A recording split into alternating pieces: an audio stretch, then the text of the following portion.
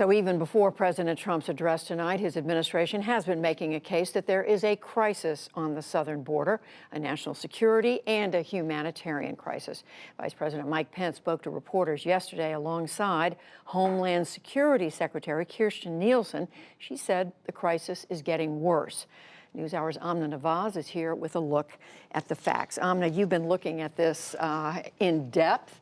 First of all, how do we define crisis? And is it our sense that there is a terrorist threat at the border, as the White House is suggesting? So first of all, we're following the administration's lead on this, right? They're saying there is enough of a crisis that it necessitates some kind of physical barrier to stop it in its tracks. And there's really two prongs. We've heard this already in the show, a humanitarian crisis and a national security crisis. That terrorist threat you mentioned, the administration's been citing a few examples repeatedly, including one we heard from Vice President Pence just this morning in an interview. Here's what he had to say. With regard to terrorists, he said, we've seen more than 4,000 known or suspected terrorists attempt to come into our country through various means. Judy, that exact number is actually 3,755. It's a rounding up.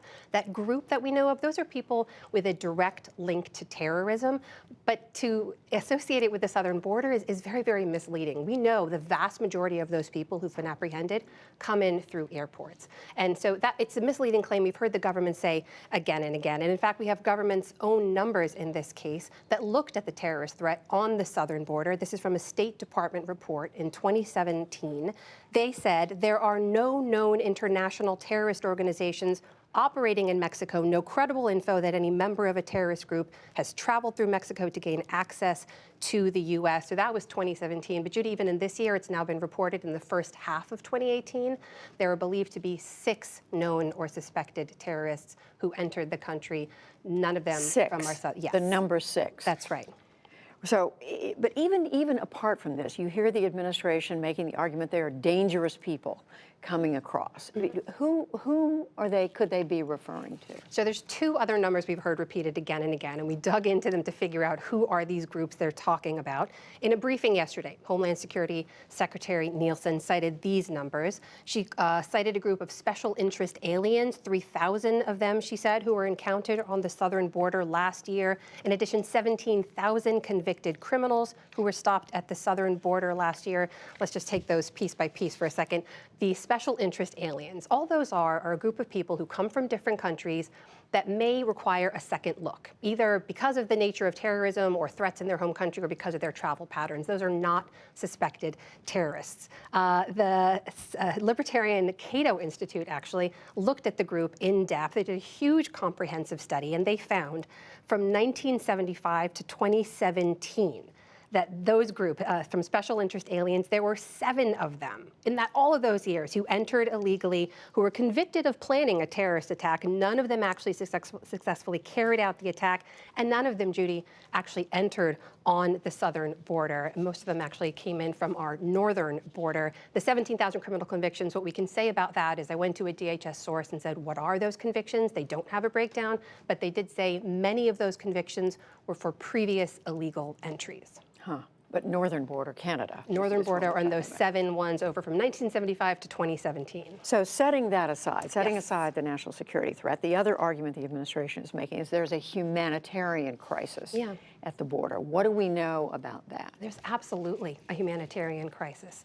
Look, it starts all the way down in Central America. It makes its way all the way up to our border. Here's what Secretary Nielsen had to say yesterday about that in the briefing. She cited 60,000 children sent here unaccompanied at the border, 30% of the women who are raped on the journey, 7 out of 10 that are victims of violence. We know these folks from these Central American countries who are fleeing violence and instability. They have a dangerous journey along the way. None of those are things that we have direct control over. The things that we have control over are in our government, kind of creating a crisis of our own.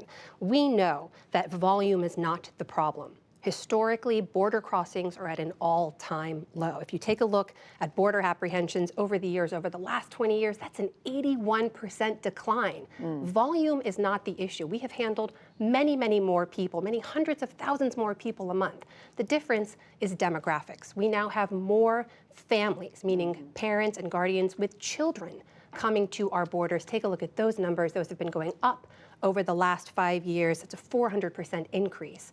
And that has taxed our system in ways it wasn't meant to handle. We were built as an immigration system to handle single men. We're not built to handle the families and children. It's creating a backlog through the whole system. And that's one thing the administration is acknowledging. One other thing, Amna, so the president is going to speak to the nation tonight, short remarks, we're told 7 or 8 minutes. He is going to make, again, we believe, a case for a wall along the border, saying if we build a physical wall, we will be able to address these crises we've been discussing. Yeah, there's a few other threats the president has cited too with validity. Absolutely. He has said about the nature of drugs coming across the border.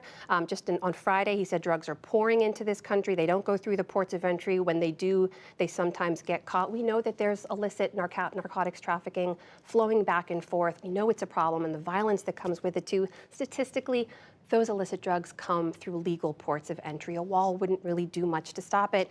And we have DEA data that actually debunks that too. But more importantly, Judy, they say the wall could act as a deterrent. It'll send a message that people cannot illegally enter. The problem is, historically, that hasn't worked in previous administrations and this one. Anything we've done as a deterrent, whether it was pamphleting in Mexico or putting families and children in mass detention, and these are in previous administrations, by the way, or family separation in this one, it hasn't worked because the conditions on the ground these people are fleeing have not changed. Amna Nawaz following it all very closely, and you'll be joining us for our special coverage tonight. Absolutely. Thank you.